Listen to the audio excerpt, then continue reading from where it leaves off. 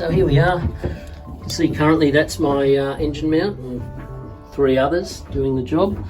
And this is where the engine mount should be.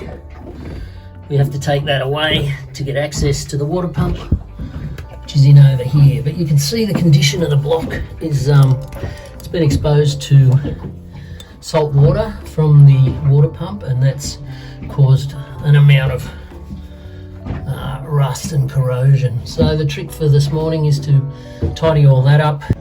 So now that's cleaned up pretty well.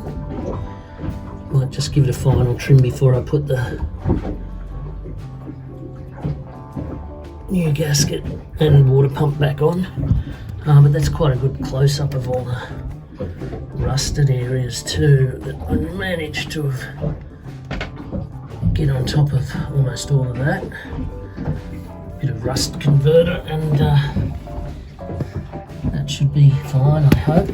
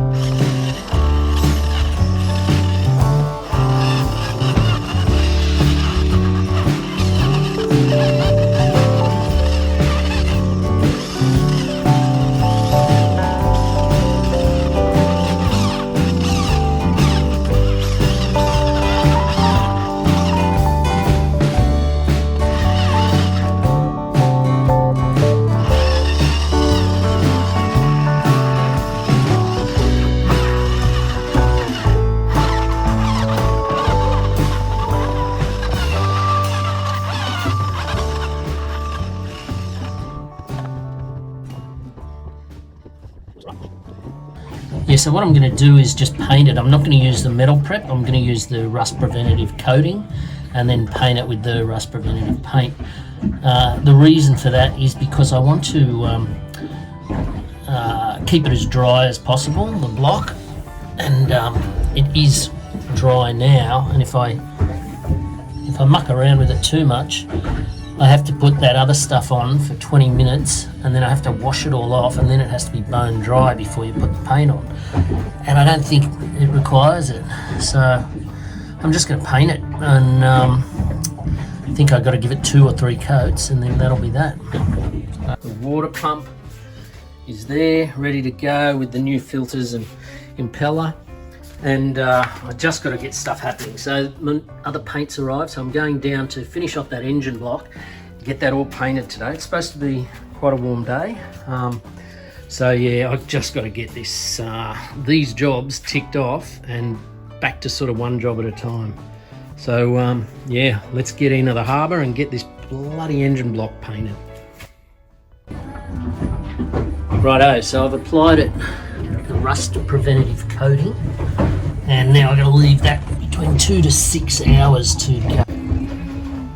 Okay, so we've got 2 coats on. It's looking good. I'm going to start spraying the other stuff on now. It's nice and hot down here, and I think it likes it to go on when it's just a tiny bit tacky.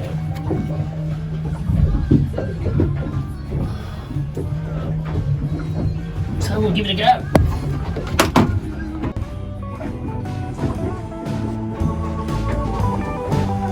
Looking a little better.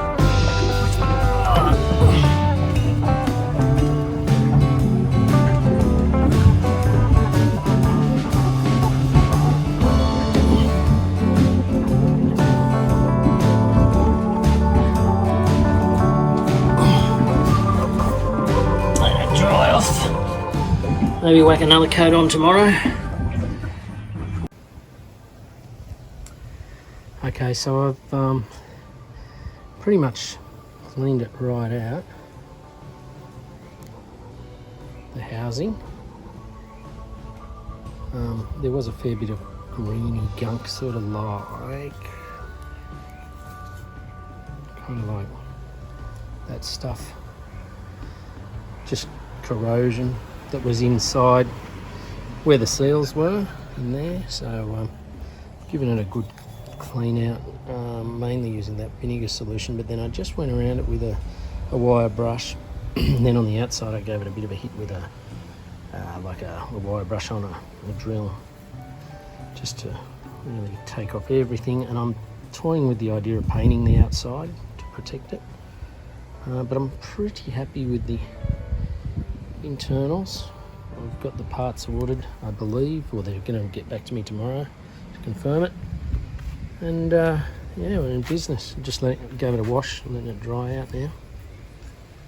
So here we go. I've got all the parts to rebuild the water pump. I was quoted $540 Australian dollars for a new pump, and I may still get one, but it's a lot of money and it's got to come from the States, so it's like 6 to 13 weeks wait. So I've sourced the parts. I was given a price of $180 for, I was going to get some extra circlips and nuts and everything.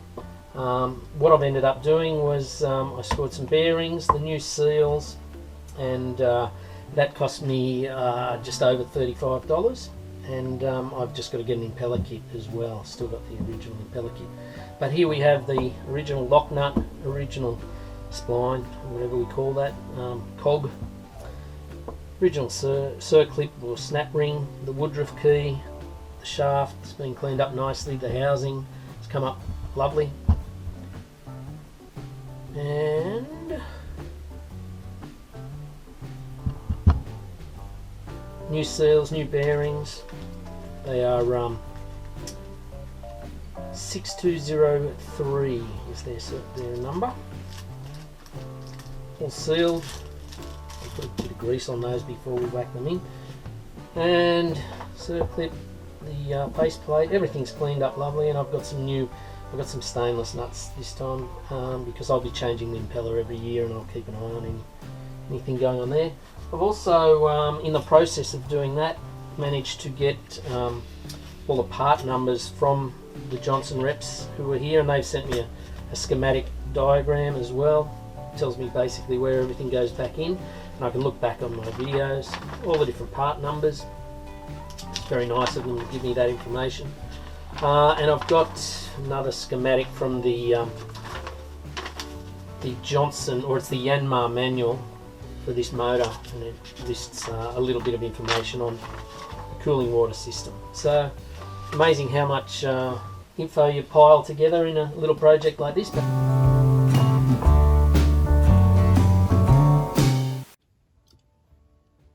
Okay, just a quick discussion on how this is going to mount back onto the engine block. You can see here there's a little port for where the engine oil will lubricate the bearings, and if I bring that up close you can actually see both bearings in there.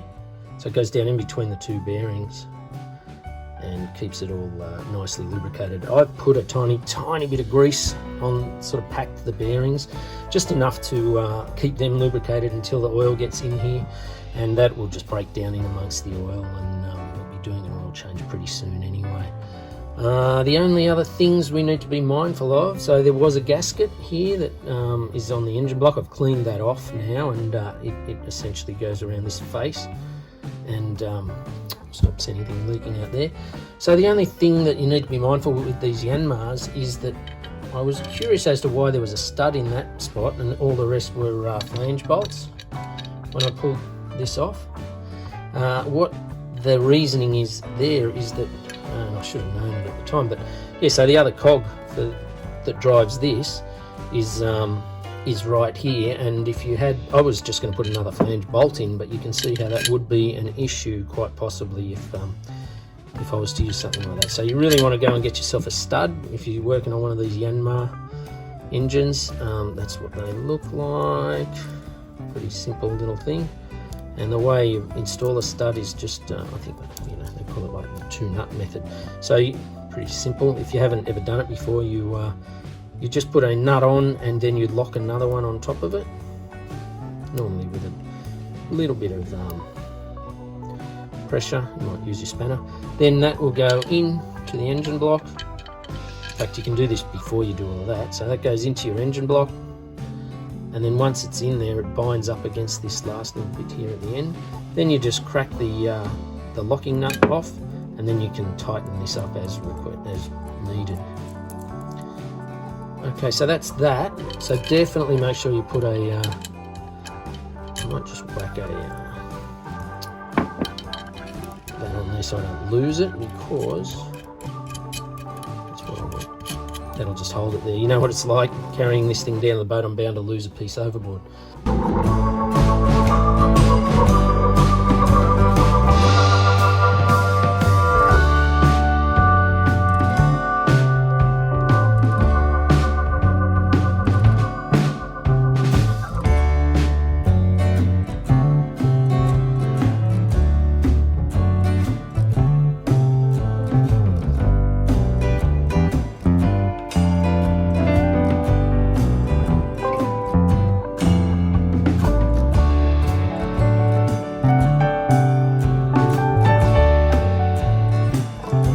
See here where it's drying out, and it's leaving like a powdery sort of residue, so that's basically reacted and done its job. I think once it all dries out, I'll just rinse it all off in fresh water, just rinse everything off, dry it right out, and that'll be ready for a coat of paint according to this stuff. And yeah, it's just got to be bone dry, so I'll bring it back and I'll warm it up with the heat gun and try and get a coat on it this afternoon.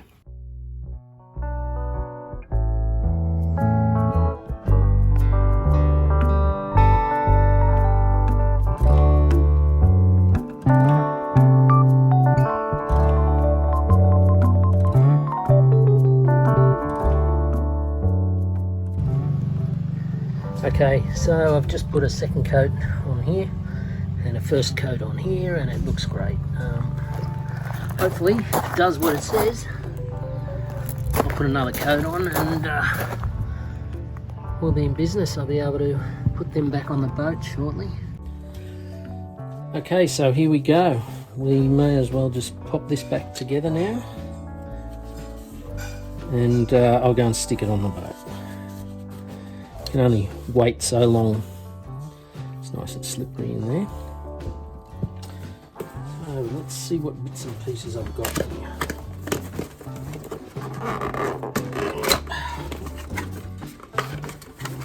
Okay.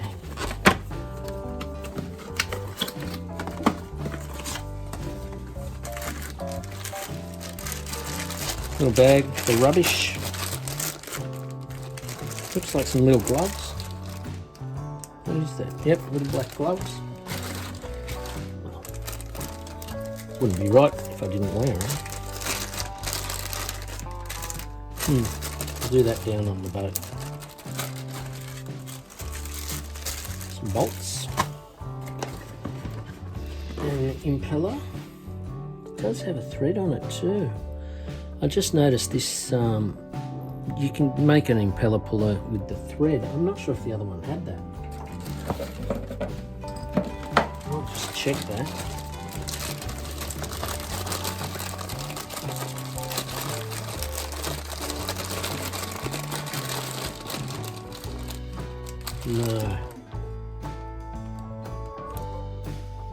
No. So you can see on this one that there's no thread as such, where this one's got a nice little thread there that you can screw a bolt into, and then with the bolt has a hole through it and another screw pushes down and pushes that off. I might just measure that before I do anything else, just so I know which bolt to use to get it out, if I don't want to use my fancy impeller puller. No, it'll be right.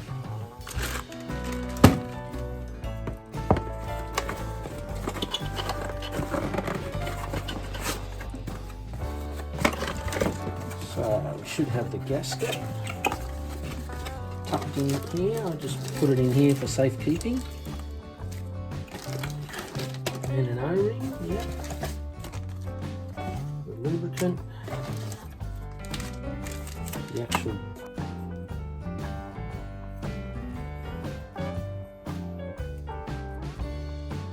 I think I'll put this face plate facing out this time. It seems to be less worn. Let's put good. Slippery.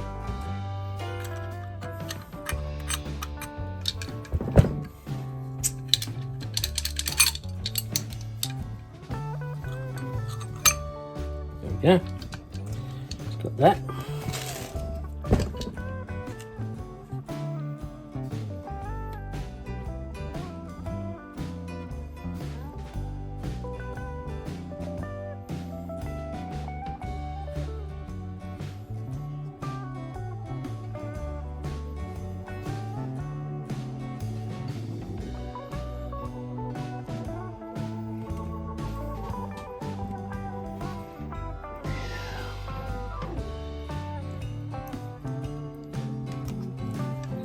Can sometimes use a cable tie to get this in around the vanes, but I shouldn't need it today, I don't think.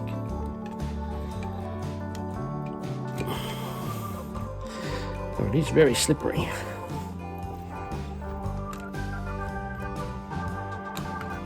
There we go. Right, that's looking clockwise. Is what we want.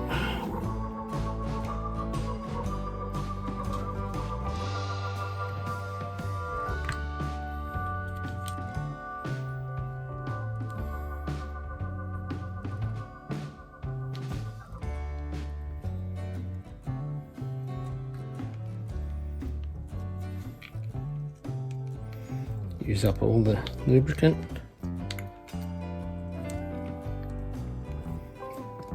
Get some for over here where the O-ring will be going. Though I have got some rubber grease for that.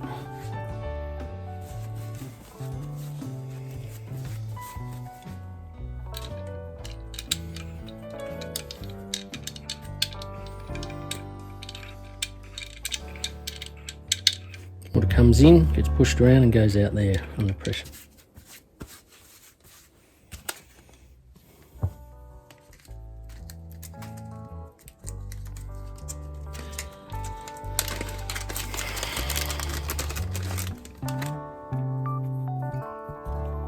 Got some rubber grease here. I think I might throw a bit of that on as well, just a slight amount. Just that stuff.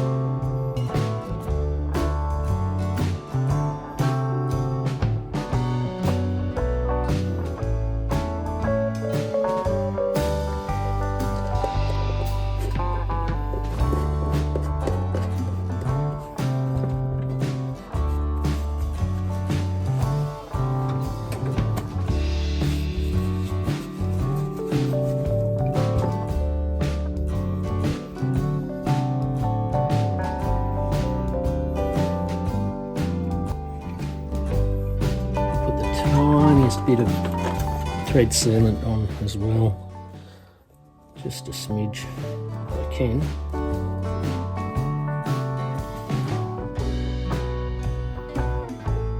Come on.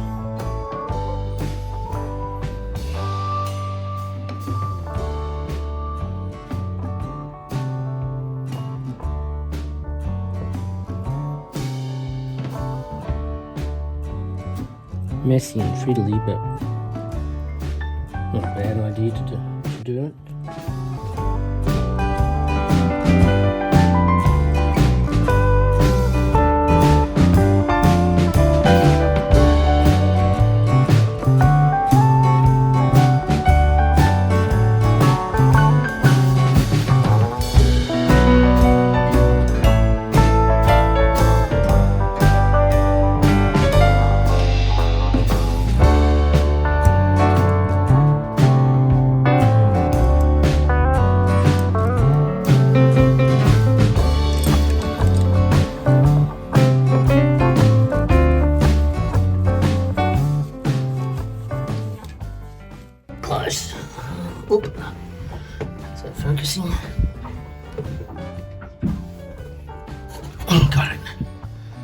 Got it.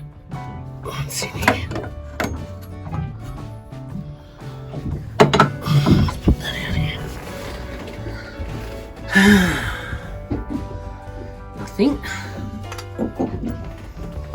Where's my flash?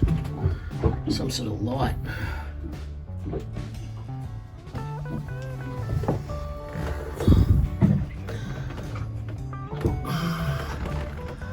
Not too bad. Hang on, I'll go and get a big light and see what I can see. Aha! What is this? What do we have here? There's one little bit. Happy days. I'll just one. There's another. There. Two.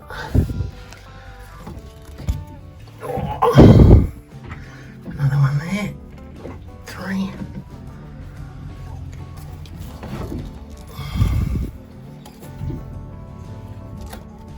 A little bit of other stuff.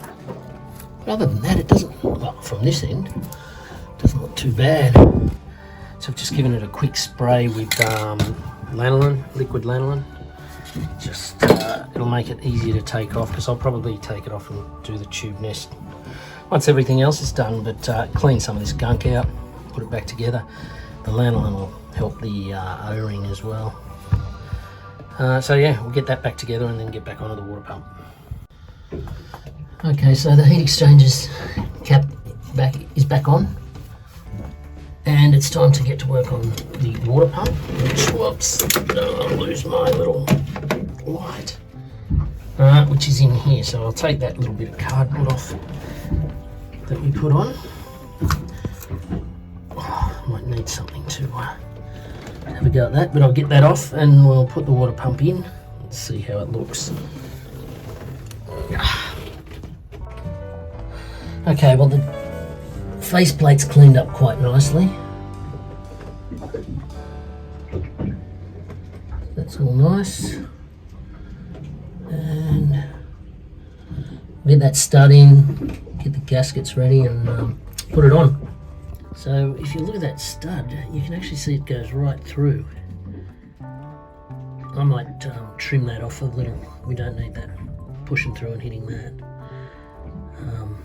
Maybe they just, no, I'd rather do that, yeah, trim it off and then bind it right in there with a bit of thread seal as well. Next door, we've been able to just trim this down enough, so now I'll put some thread seal on it. I'll do it up so it binds up real tight, and then I'll undo the nuts and just have a stud in there that doesn't penetrate through onto that cog. Right at the beginning of the refit. Get in there. Nice one. So you can see that'll go in until it binds up there. Oh, now I'll put a spanner on it just to really bind it up and then undo the nuts, but it's not sticking through the other side.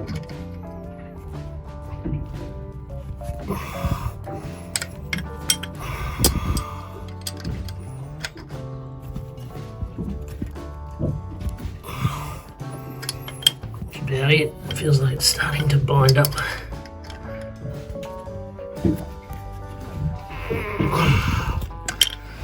Maybe one more. Yeah, that's good. Now I just got to split this off, which I'll have to do with the other spanner in here, so no more hands on here.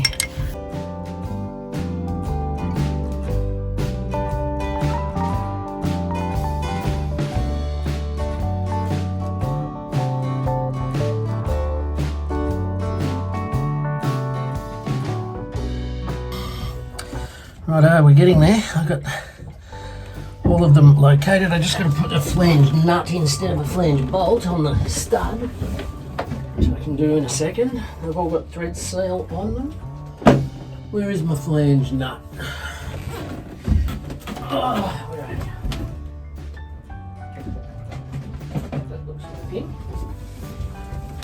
it. So, spanner, and we're in business. Oh, it is a bit of a bugger to get to.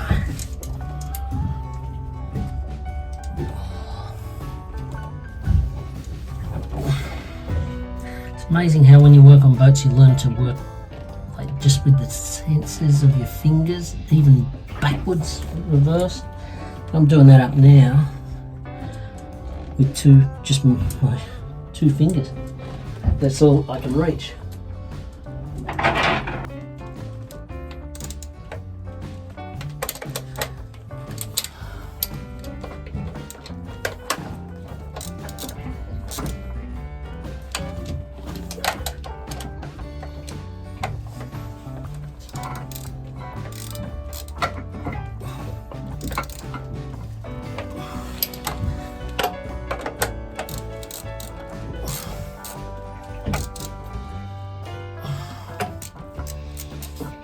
See if this stupid bracket will go on. I just tried it. My hand just oh, it's so close.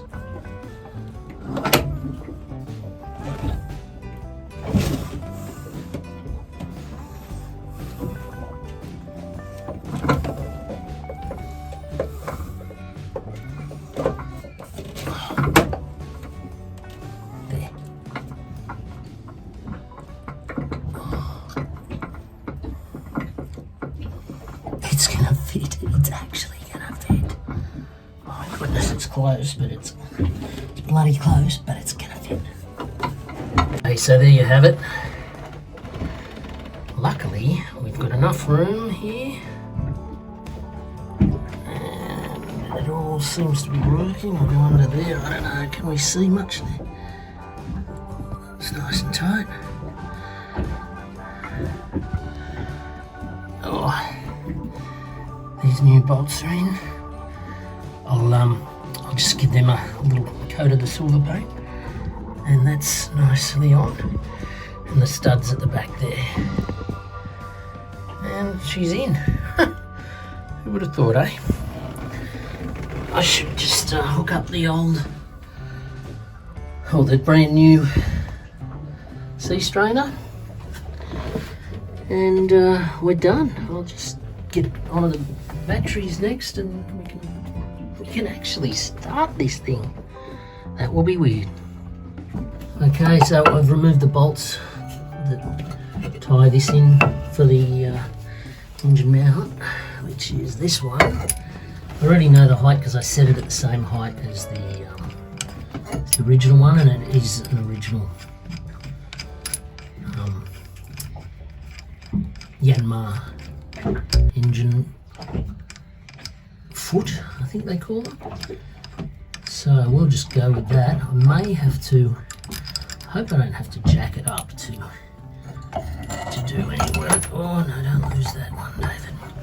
So hard when you've got a phone in your hand. So the plan, when I find that washer, is I'll have to do it without, but I'll lift this up, and then I'll put the block back under, put the bolts in, and that'll be it. Pretty well done. Yeah, so I think we can call this job done. Water pump's in, as you can see. New pipe with a big clamp on it. This pipe here I might definitely replace the stainless worm drivey thingies, hose clamps. My engine mount is back in. That's that was what it was like before, but it is a bit concerning being that close to the top. So I might just keep an eye on that. And yeah, sea strainer going all new geared all the way to the ocean basically. So I think it's been a bugger of a job, but I'm glad I've done it. Nice to be able to actually see under the engine instead of having a trolley jack with rusty wheels rusting away there. Anyway, there's a pickup for a bilge pump that doesn't exist. Yeah, anyway. Thanks for watching.